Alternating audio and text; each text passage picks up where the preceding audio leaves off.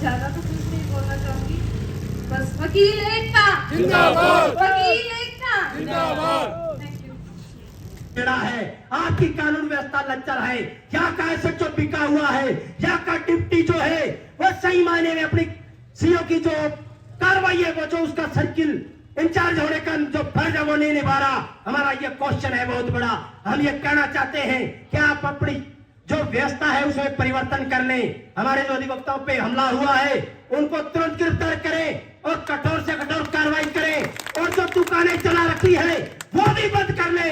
और ये लड़ाई भी अधिवक्ता लड़ेगा शहर की, किस तरह से हमें शहर के अंदर अशांति का माहौल नहीं बढ़ने देंगे। एक बात और साथियों कहना चाहता हूं कि उन लोगों की बहुत बड़ी भूल थी, किसके नशे के अंदर इतना बड़ा उन्होंने किया है, उनको हम कहना चाहते हैं कि हो सकता है हमारे साथी अधिवक्ता के साथ कोई पीछे जैसे व्यक्ति बता रहे थे कि कोई का सुनी हुई होगी, तो आप वहां पे अगर झगड़ा करते तो बात अलग थी, लेकिन वहां पे अगर कुछ हुआ तो आप कानून का सहारा लेते। अगर हमारे अधिवक्ता गलत थे तो आपके पुलिस थाना बना हुआ आप थाने में जाते, लेकिन आपने हमारे कैंप्स में घुस के, हमारे टेंट में घुस के, और उसके बाद सबसे बड़ी बात यह है वो कोई साधारण आदमी नहीं थे। जब उसको इतनी अकड़ी थी यहाँ ट्रैक्टर रोक के फोन करके और उसने अपराधी प्रवृत्ति के लोगों को बुला के हमला किया है, तो वो आदमी थाने में फोन नहीं करके अपराधियों को बुला के यहाँ वो क्रिया की प्रतिक्रिया करता है। इससे साबित होता है कि लोगों में थाने का भय नहीं है, कानून का भय नहीं। लेकिन एक बात और मैं कह दूं, खुले में कहने लग रहा हूं, आम भाषा में कहने, अरे ये तुमने बहुत बड़ी भूल कर ली वकीलों से पंगा लेके। मैं साफ कहना चाहता हूं, तुम कितने गुंडे मवाली होंगे, लेकिन वो यहां आके वकीलों के सामने नतमस्तक होते हैं, कोई भी हो चाहे। लेकिन एक बात कह देना चाहते हैं, आज गलत बात करी थे, ये कह रहे हैं क्या जटे शेर की घूरी और बटी बकरी को बाड़ो, क्या जटे शेर रहे और बटी बकरी को बाड़ो, तो तुमने तो गलती कर ली। हम खुले में कहना चाहते हैं कि तुम्हें उधर गिरफ्तारियां हो रही है, तुम्हें आना तो यहीं पड़ेगा। अगर इतना दुर्साहस किया है तो हम साहस करेंगे। महेंद्र बाड़ू पाकर सबका मैं उनकी मैं खुले दिल से पीठ तब दबाता हूं। हमारे शेर यहाँ सीधा निपटने के लिए भी तैयार है, कर लेना मुकदमे जो मनते हैं। इसलिए मैं ज्यादा कुछ नहीं कहते हुए मैं पुनः कहूंगा कि पुलिस को भी खुले में कहना चाहते हैं कि कार्यशैली में सुधार कर ले। यहाँ सूरतगढ़ के अंदर वही अधिकारी रहेंगे, अधिकारी तो पुलिस में जो चयन करके आए वही रहेगा, लेकिन रहेगा वो कि जो यहाँ पे कानून व्यवस्था को सही तरीके से चलाएगा। यहाँ शहर के अंदर हम अपराध का ठेका नहीं होने देंगे, दुकानें बंद करनी पड़ेगी। ये इस मंच के माध्यम से प्रस्ताव पास होना चाहिए। ज्यादा कुछ नहीं कहते हुए मैं अपनी बात को इन्हीं शब्दों के साथ खत्म करूंगा। किसी ने सच कहा है कि टूट जाते हैं किनारे, टूट जाते हैं किनारे, जब सैलाब आता है बदल जाती है ऐसी भ्रष्ट घूमते, जब इनकलाब आता है इनकलाब जिंदाबाद। धन्यवाद भाई सखी, जोरदार जान फूंकने का काम किया और आपने बहुत अच्छे विचारों से और बहुत क्रांतिकारी विचारों से आगाह करा दिया पूरे पुलिस प्रशासन को और गंगानगर के एसपी तक के आपकी आवाज पहुंच रही हो। इस बुलंद आवाज को पहुंचने में समय नहीं लगता। आपने बहुत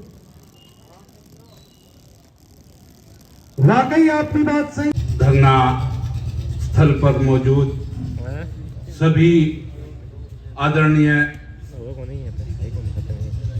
जो हमारे वकील साहिबान बैठे हैं, इन सबका यहाँ धरना चल रहा है पिछले कुछ दिनों से।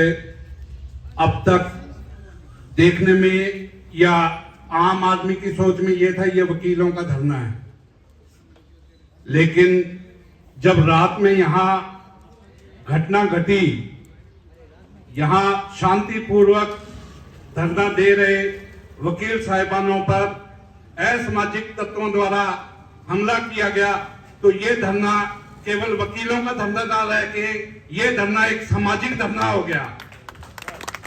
और जैसे ही मैंने कैलाश जी का लाइव देखा, मुझे देख के बड़ा आश्चर्य हुआ कि जो वकील शांतिपूर्वक यहां धरना दे रहे हैं, किसी से क्या दुश्मनी हो सकती है उनकी? ये सामाजिक तत्व कौन है जिन्होंने शांतिपूर्वक धरना स्थल पर धरना दे रहे वकीलों के ऊपर आकर आक्रमण किया। जानलेवा एक हमला था। ये तो बच्चों की किस्मत अच्छी, वकीलों की किस्मत अच्छी। जिस तरह वीडियो में देखा गया, उन्होंने कस्सी से, लाठी डंडों और पत्थरों से वार किया। ना जाने कैसी अनहोनी घटना घट सकती थी। ये देख के आप लोगों का तो खून खोलेगा, लेकिन हमारे जैसे लोगों का भी खून खोला। और ये हुआ कि ऐसे असामाजिक तत्वों को खुला नहीं छोड़ना चाहिए। पुलिस प्रशासन को अब तक तो उन्हें धाराएं लगा के और पेश कर देना चाहिए था कोर्ट में, लेकिन इसमें पुलिस की भी कहीं ना कहीं ढील देखने को मिल रही है। मैं भूतपूर्व सैनिक अर्धसैनिक बल एसोसिएशन का अध्यक्ष भी हूं और इस मंच से मैं ये घोषणा करता हूं कि अगर इस धरने के लिए हमारे पूर्व सैनिकों का कोई सहयोग चाहिए होगा तो हमारी एसोसिएशन का हर सदस्य इस धरने स्थल की रक्षा के लिए तत्पर खड़ा मिलेगा। और मैंने, जैसा ही सभी लगभग वकील साहिबान जानते हैं, मैंने यहाँ चाय का काम किया, रिटायर आके बहुत सा सहयोग रहा। आज तक मैंने आप लोगों से लिए ही है, आज मुझे लौटाने का समय आया है। अगर मैं आपके किसी काम आ सकूं, मैं आपका बच्चा, आपका भाई, छोटा भाई, बड़ा भाई माने, अगर किसी भी तरह से आपके इस हक की लड़ाई में आपके किसी काम आ सकूं तो मैं अपने आप को सौभाग्यशाली समझूंगा। और मैं ये मानूंगा कि मैंने अपना जो आपसे कर्जा लिया था वो कुछ हद तक आपको लौटाने का काम किया है। मैं ज्यादा भाषण तो जानता नहीं हूं, एक दिल की भावना थी वो मैंने यहाँ व्यक्त की है। इन्हीं शब्दों के साथ मैं अपनी वाणी को विराम दूंगा। एक जय हिंद का नारा हम यहां से बुलंद करें, जो कम से कम प्रशासन के कानों तक जाना चाहिए। इस टेंट से मैं 3 बार जय हिंद का घोषित करूंगा। भारत माता की जय हो, भारत माता की जय हो, भारत माता की जय हो। जय हिंद, जय भारत। बहुत बहुत आभार। ही नहीं हो जाए। तो इस बात का इतने दिनों तक सभी ने ध्यान रखा। बीच में छोटी मोटी गलतियां हमसे हुई हैं और ऐसी गलतियों को नजरअंदाज करना भी चाहिए, क्योंकि वो कहते हैं ना कि वे शांति के साथ थोड़े थोड़े क्रांतिकारी भी चाहिए होते हैं। लेकिन हम जब घर में बैठते हैं तो हमें आपस में विचार विमर्श भी करना चाहिए कि हमारी मांग बिल्डिंग को लेकर के है और एक अतिरिक्त न्यायालय खोलने को लेकर के है। हम दूसरी व्यवस्थाओं में उलझ करके अपनी दिशा को दिशाहीन होने से बचाना हमारा ये कर्तव्य है। और अनुभवी होने के नाते हम जो सीनियर्स हैं, जो हमसे भी जो सीनियर्स हैं, उनके गाइडेंस में हमें सहयोग लेना चाहिए। लेकिन कोई अचानक आकर के इस तरह से हमला करता है तो इससे ये प्रतीत होता है कि समाज के अंदर ऐसे लोगों का भय व्याप्त हो गया है, क्योंकि जो वकीलों पे हमला कर रहे हैं इसका मतलब समाज के अंदर क्या स्थिति होगी। और इसके पीछे एक ही कारण है कि पुलिस अपना काम सही तरीके से नहीं कर रही, क्योंकि पुलिस को ये लगता है कि हम सारा काम ठेके पे दे देंगे, सारों में मंथली और बंदियां बांध लेंगे, हजारों करोड़ रुपए कमा करके ले जाएंगे, कोई मुकदमा हमारे खिलाफ होगा तो खरीद लेंगे और कोई शिकायत जाएगी तो हम उस पैसे के बल पे दबा देंगे हमारे खिलाफ कोई कार्रवाई तो होगी नहीं, और कोर्ट से कोई मुकदमा आएगा तो भी हम उसको निपट लेंगे, क्योंकि हमने हजारों लाखों करोड़ों रुपए यहां से कमा लिए हैं। तो ऐसी स्थिति में क्या होता है कि अपराधियों के हौसले बुलंद हो जाते हैं। जैसे बिहार और यूपी में लोग सुनते थे कि अपराधी आते थे, मारपीट करके चले जाते थे और उनका कुछ नहीं बिगड़ता था, क्योंकि पुलिस के जो थाने थे वो उन्हीं के जरिए चलते थे। मैंने तो रात को, मुझे देर रात पता लगा, मैं पार्टी में गया था इसलिए नहीं आ पाया, लेकिन आज सवेरे मैंने फेसबुक पर वीडियो देखा तो इतनी बर्बरता से मारपीट कर रहे थे कि इसका मतलब यह है कि अपराधियों के हौसले कितने बुलंद हैं। तो ऐसे पुलिस के अधिकारी को यहाँ रहने का कोई हक नहीं है। हाँ, ये बात सही है कि हर जगह पुलिस तैनात नहीं हो सकती, लेकिन हमारा धरना यहाँ चल रहा है तो पुलिस की गश्त का एक राउंड इधर भी होना चाहिए कि पुलिस के लोग अगर इस बात की समझ नहीं रखते तो उनको थाने में रहने का क्या अधिकार है।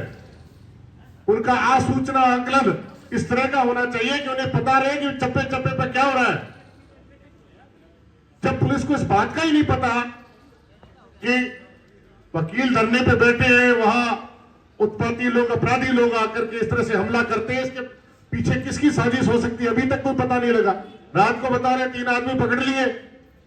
वो जो गैंग है, इन गैंगों को कौन संरक्षण दे रहा है और ऐसी गैंगों को कौन चला रहा है? क्योंकि अपराधी अचानक तो तैयार नहीं हो जाता, उसे तैयार करने में कुछ लोगों की भूमिका होती है कि उसने किसी के साथ मारपीट की, उसकी पैरवी में 2 आदमी को प्रभावशाली चले गए तो उसको छुड़ा लाए, फिर को पता लगा उसकी जमानत भी, मुकदमा बढ़ गया तो जमानत हो गई। तो उससे क्या हुआ कि ये जो प्रक्रिया है, अपराधी इस तरह से तैयार होते हैं कि जब पहले मुकदमे में कुछ नहीं बिगड़ता, पहली मारपीट में कुछ नहीं बिगड़ता, दूसरी में भी बच निकलते हैं, तीसरी में भी आसानी से कुछ बनता नहीं है, तो वो फिर तैयार हो जाते हैं। और तैयार करने में किसकी भूमिका होती है? वो उन भूमाफियाओं की जो कब्जों से अवैध रूप से धन कमाते हैं। और कोई भी सीआई आता है या कोई डीएसपी आता है, आते ही एप्पल का 1,40,000 का मोबाइल स्प्रे बैठ करते हैं और कहते हैं साहब मेरे कहने फलानी गाड़ी भी है, फिर कोई मैंने सेवा को मौका दिया। जब कोई वकील थाने जाएगा या कोई शहर का व्यापारी थाने जाएगा तो वहां जाकर के उसे तो आधा पौना घंटा इंतजार करना पड़ेगा कि साहब कोई बात में बिकी है। और बाद में पता लगता है, जब आधा पौना घंटा इंतजार करने के बाद निकलते हैं तो पता लगा वो सट्टा बुकी वाला था, चाय नाश्ता करके मुंह पे हाथ फेरते हुए जा रहा था।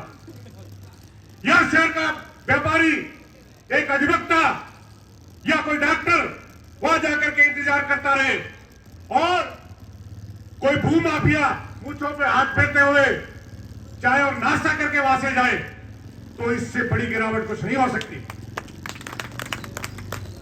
मैं आप लोगों के माध्यम से बता देना चाहता हूं कि अगर ऐसा ही चलता रहा तो चाहे वो सीआई साहब हो, चाहे वो डिप्टी साहब हो, चाहे वो एसडीएम साहब हो, ये अपराधी आपके बच्चों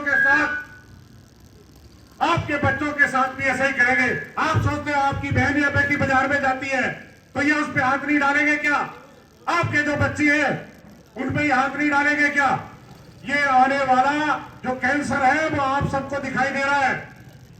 और मैं आपके लोगों के माध्यम से भी ये बता देना चाहता हूं कि इन अपराधियों पर कठोर कार्रवाई नहीं की गई, इन अपराधियों पर कठोर कार्रवाई नहीं की गई तो ये हम तो इसको निपट लेंगे, क्योंकि हम एडवोकेट हैं, किस तरीके से इनसे निपट रहे हैं।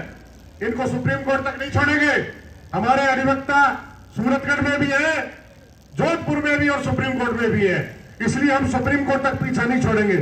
लेकिन जब आपके साथ क्या हुआ, जब आपके साथ, आपके बच्चे के साथ, आपके मासे के साथ, मौसी के साथ, फूफा के साथ, आपके रिश्तेदारों के साथ और आपके साथ होगा, जब हम ऐसे आ गए सहयोग पर कि हम सहयोग आपका नहीं करेंगे तो आपके साथ क्या होगा आप ये जानते हो।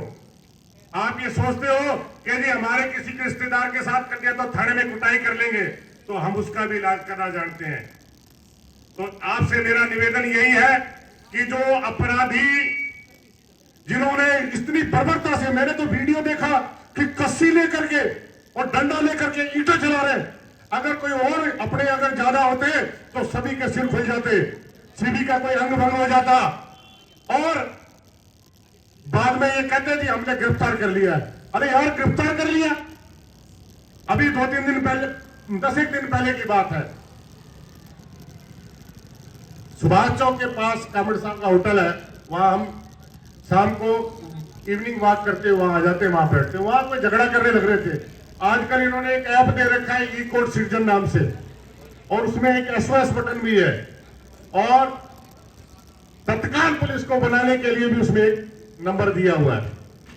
तो हमने देखा वहां झगड़ा हो रहा है, हमने पुलिस को वो तत्काल वाला जिसका बीकानेर सीधा जाकर के खुलता है, तो उस पर फोन किया और पता लगा कि उस दिन पूरी रात कोई पुलिस वाला नहीं आया। ये संभाल के रखना, पुलिस वाला सारी रात नहीं, अगले दिन 7:30 बजे वहां पे मौका मारने के लिए आया। तो राजस्थान सरकार को भी ये पता नहीं किस तरीके से झूठे आंकड़े देते हैं कि हमारा अभियान तुरंत रवाना हो गया है, लेकिन ये तो मेरी खुद की प्रैक्टिकल बता रहा हूं कि ये पुलिस वाले ये जो ऐप बना लो, कोई वेबसाइट बना लो, कोई टोल फ्री नंबर बना लो, ये सब धोखा है। लगातार वकील साथियों का जो आंदोलन है वो बिल्कुल जायज़ है और ये आंदोलन शहर के मुख्य स्थल कोर्ट के आगे चल रहा है और बिल्कुल शांतिपूर्वक आंदोलन जो भी होते हैं वो शांतिपूर्वक ही होते हैं।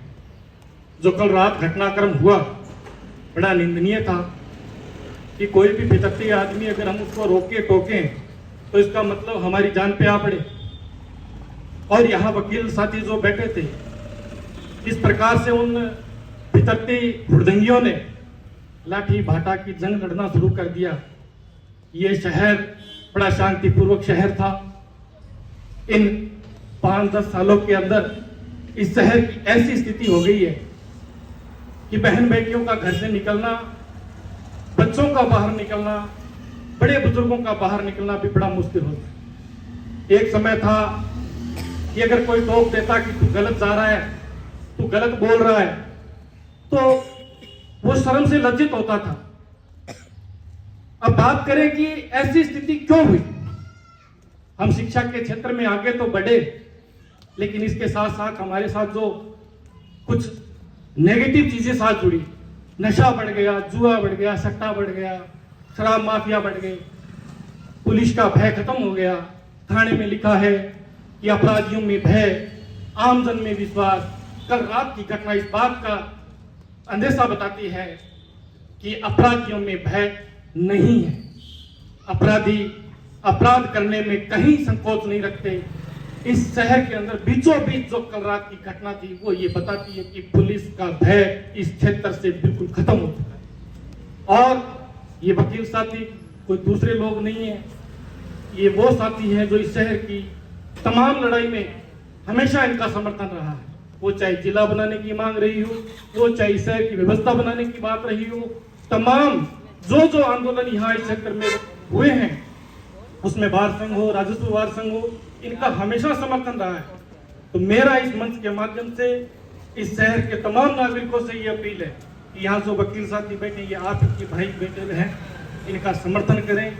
इस पुलिस को बताएं कि आप किस व्यवस्था के लिए आपको यहाँ बिठाया गया। यहाँ थाने में बैठ के आप जो दलाली का खेल खेलते हैं, अपराधी आपकी टेबल पर बैठकर चाय पीता है, फरियादी बाहर भटकता है, वकील सुरक्षित नहीं है, आमजन सुरक्षित नहीं है, तो ये कहीं ना कहीं इस पुलिस प्रशासन पर सवालिया निशान पैदा करता है कि आपकी कार्यशैली ठीक नहीं है। जिस दिन इस थाने के अंदर अपराधी टेबल पर चाय नहीं पिएगा, जिस दिन अपराधी सड़क इस थाने के अंदर जब नीचे बैठना शुरू कर देगा, उसकी औकात उसको पता लग जाएगी, उसको शर्मसार करना शुरू कर दिया जाएगा, उस दिन इस शहर के अंदर अमन चैन की सुविधा बनेगी। वरना ऐसे ही ये शहर चलता रहेगा। इन वकील साथियों के साथ जो भी घटना घटी है, हम पूर्णतः इसकी निंदा करते हैं और पुलिस प्रशासन से, स्थानीय प्रशासन से इस बात को करते हैं कि ऐसी सजा मिले कि कोई अपराधी दोबारा अपराध करने के लिए 10 बार सोचे। ये वकील साथी हमारा परिवार, तो इतना अनुभव भी नहीं है। जो ये आंदोलन है इसमें जितनी अपनी एकता रहेगी वही ज्यादा मजबूती है। जो रात जो घटना हुई उसके बाद आज इतनी अधिकतम स्थिति नहीं आ रही है, ये ठीक नहीं है। क्योंकि जो जितना बुरा रात हुआ है उसको बड़ी मन को पीड़ा हुई कि एक अधिवक्ता के घर में घुसकर मारने का प्रयास किया, जहां हर प्रकार के लोगों के दुख सुने जाते हैं, हर न्याय के लिए लड़ा जाता है। उनकी लड़ाई एक अधिवक्ता लड़ता है और उनके पर ऐसे हमला होना और एक योजनाबद्ध तरीके से हमला होना। यहाँ की पुलिस प्रशासन कह तो रही है कि हमने गिरफ्तार कर लिए, वो तो मौके पे अधिवक्ताओं ने पकड़े थे। अभी तक उन्होंने किसको गिरफ्तार किया है? उन्होंने अपनी जिम्मेवारी कहां निभाई है? अभी तक पुलिस प्रशासन तो मौका देखने के लिए नहीं आया यहाँ भी घटना कहां हुई, कैसी घटना हुई। ना रात ऐसा कोई मौका देखने के लिए पुलिस आई। पुलिस ने तो अपना पल्ला झाड़ दिया कि हम तो आपकी मदद कर रहे हैं, इनको गिरफ्तार कर लिया, लेकिन वो गिरफ्तार पुलिस ने नहीं किया अभी। ऐसे हमला हुआ क्यों? कहां से आए वो लोग और कौन थे वो लोग? कैसे हुआ हमला? ये भी एक न्याय का मंदिर है। ये सरकारें कहती है कि हम हमेशा उस न्याय के लिए लड़ती है, न्याय देने का काम करते हैं, और यहां उन लोगों के न्याय की बात होती है जिनकी कोई नहीं सुनता। हर आदमी ये एक दूसरे को कहता है कि तेरे को कोर्ट में देख लेंगे, और आज वही वकील रोड पे है और उसको सुनने के लिए कोई तैयार नहीं है। यहाँ का प्रशासन अभी तक नहीं देख रहा कि रात वकीलों के साथ इतना झगड़ा हुआ। यहाँ का कोई भी प्रशासनिक अधिकारी, यहाँ का कोई भी पुलिस अफसर ये पूछने तक नहीं आया कि रात ऐसी घटना क्यों हुई, कैसे हुई। तो उनको पता लेने के लिए तो आना चाहिए था कि क्या हुआ रात, क्यों हुआ, किस वजह से ये घटना हुई। अब हम पीछे हटने वाले नहीं हैं। अगर पुलिस प्रशासन इस पे कार्रवाई नहीं करेगी तो ये धरना यहां से थाने के आगे भी जा सकता है। आज अगर 4 बजे तक उन्होंने अध्यक्ष जी को टाइम दिया है, उस 4 बजे तक अगर पुलिस प्रशासन का कोई अधिकारी हमारे बीच अगर ये नहीं बताएगा कि हमने क्या कार्रवाई की है उससे, वहां से वो मीठी और चिकनी चुपड़ी बातें कर रहे हैं, हमें ये कह रहे हैं कि हमने ये कर दिया, गिरफ्तार कर लेंगे जी, आपको विश्वास रखना हम पे। लेकिन ये घटना ही क्यों घटी? अगर घर का मालिक सक्षम हो तो उस घर में कोई हाथ नहीं डाल सकता।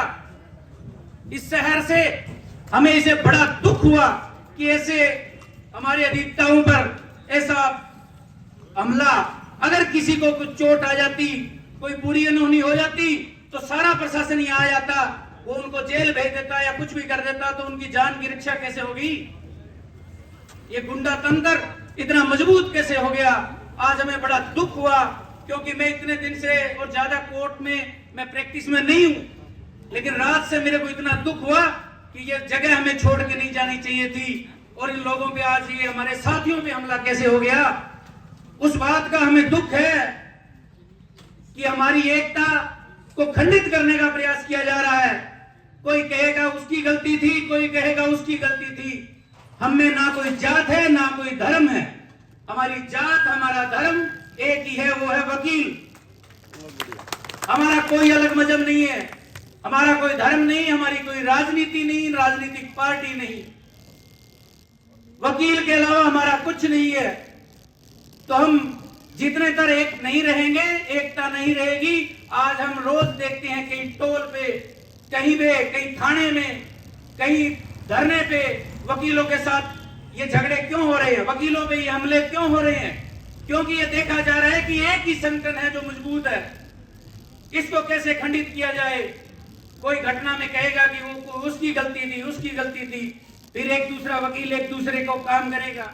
ऐसे गलत काम हम करेंगे ना ही करने देंगे। और हम इतने कमजोर नहीं है कि हम दब जाए। जितना दबाने का प्रयास करोगे उतना आगे आएंगे। तो ज्यादा नहीं बोलते हुए धन्यवाद। सुभाष जी। धन्यवाद डेली साहब। मेरे अधिवक्ता साथियों, बाहर से एक हम यहाँ आज 7-8 दिन हो गए बैठे हुए हो गए। इससे हर अधिवक्ता में भारी जोश है। राजस्थान सरकार व राजस्थान हाई कोर्ट में हम वहाँ जा चुके हैं, हमारी फरियाद भी पहुँच चुकी है, परंतु आज तक हमारी कोई सुनवाई नहीं हुई है। अब अगर राजस्थान सरकार व राजस्थान हाई कोर्ट हमारी सुनवाई नहीं करती तो हम इसी तरह एकता के साथ यहाँ बैठे रहेंगे और उन धरने पर अपने अधिवक्ता साथियों के साथ जोश के साथ बैठे रहेंगे। मैं निवेदन करना चाहता हूँ कि कल जो मारपीट हुई थी उसके वो भी एक बहुत बुरा हुआ, क्योंकि वो यहाँ बैठे थे, उन पर मान लो पथराव किया, किसी से वार किया, उनकी कोई भी अधिवक्ता पैरवी नहीं करें। जब तक हमारी मांगे पूरी नहीं होती हम इसी तरह धरने पर बैठे रहेंगे और पूरे जोश के साथ पूरी मांगों के साथ हम हमारी मांग मंगवा के रहेंगे। धन्यवाद साथियों।